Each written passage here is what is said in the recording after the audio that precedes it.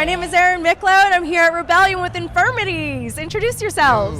Hey, I'm Jayhawk from Infirmities. This is my daughter, Ezra Sky, age 6. Say hi.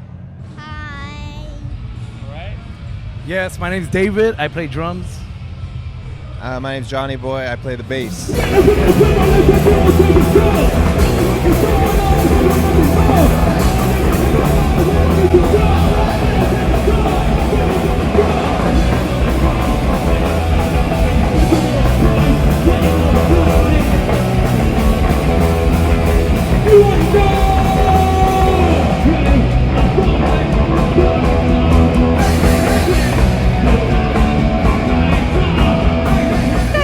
Rebellion introducing stage last year, but this year you're playing the big stage, the Empress Ballroom. Being a band from California, what does that mean for you, and how did that happen?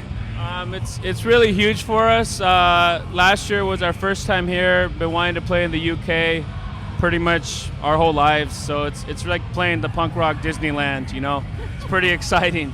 It means a lot to be asked to come back here and go from the introducing stage to the big room. To the ballroom. So a big reason why we're back here is because of her. Yeah. She's the star of the show here. She's so cute. Yeah, she sang on stage with you guys last year, right? Did you sing? Yeah, she sure did. So that got a huge reaction. Kind of, how did that happen, and how do you feel about bringing your little daughter, your 6-year-old, to this festival? It was really unforeseen. It was unplanned. Last year, what happened was. Pretty much, we don't practice with Ezra singing with us, and she had been on tour with us already for 2 weeks, okay? And when we went on stage at the introducing stage, I asked Ezra if she wanted to sing with Daddy, and I told the sound man, do me a favor and crank her microphone like all the way up. I don't know what's gonna happen, I don't know if she'll really sing or not, so we just give it a try.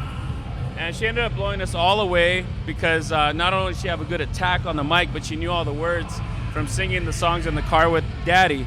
Yeah. So I never really realized that she knew all the words, but she surprised all of us, and including the audience, including her mom, including myself, and everybody in the band. so it was a real shock to us as well, not just the crowd. So she'll be joining you again this year, right? Yes. How is that for you guys, like playing with his daughter? Oh, it's fun. It's fun just running around on stage and her being right there in the mix. It's that's awesome. Give her a little high five in the middle of it. So, you have something to say? No. Yeah. I say hi to Mom. Say hi, Mom. Hi, Mom.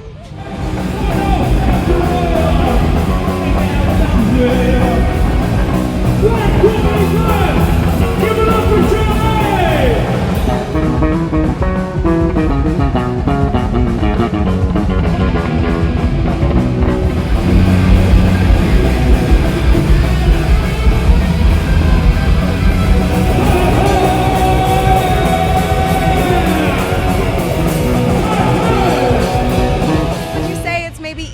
Coming from California, obviously we have a massive music scene there too, but it's kind of like a thing when you're foreign, it's a little easier to crack in. Would you say that that's maybe true for you guys?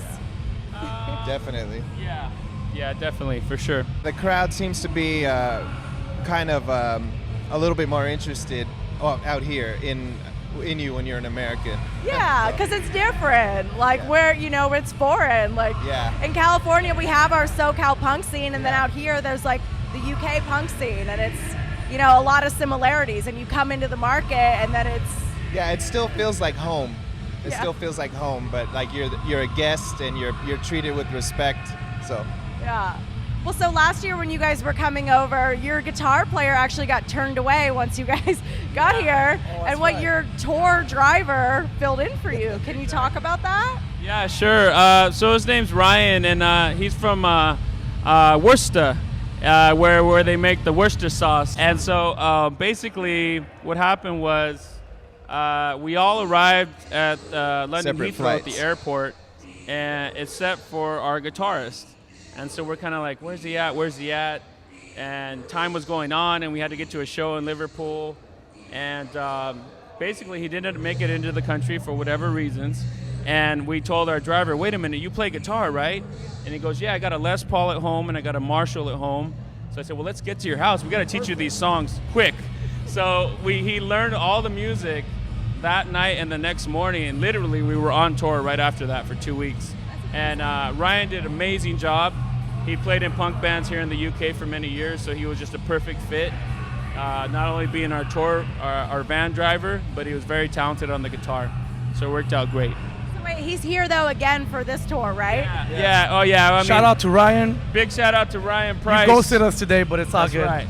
And so basically, we knew if we were going to ever come back, we would have Ryan back on guitar.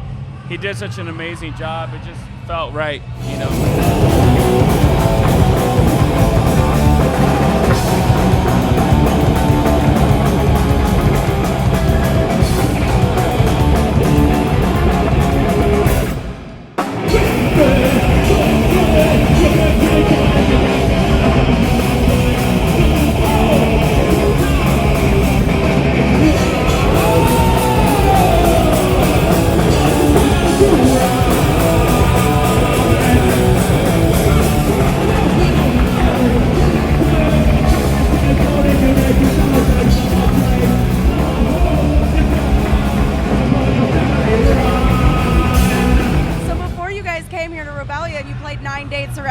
Can you share some stories from that, like some of your favorite moments? France. Oh my God, France was hot. I guess it was a record-breaking day. It was a record-breaking day, for real. It was 104 with like 80% humidity.